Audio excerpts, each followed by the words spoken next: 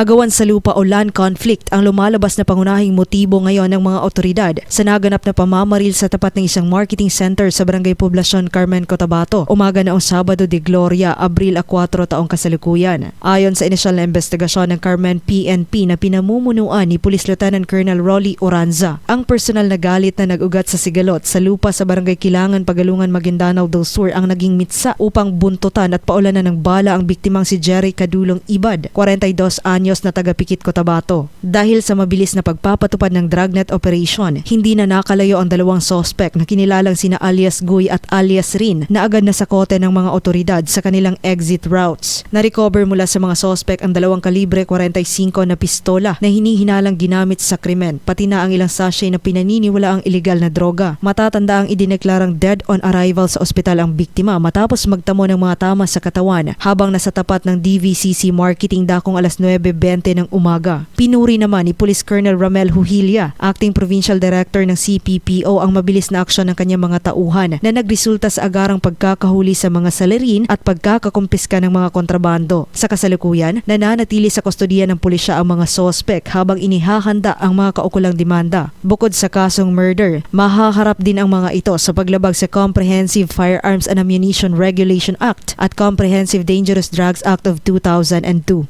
Joanne Oranio, NDBC, Bida Balita.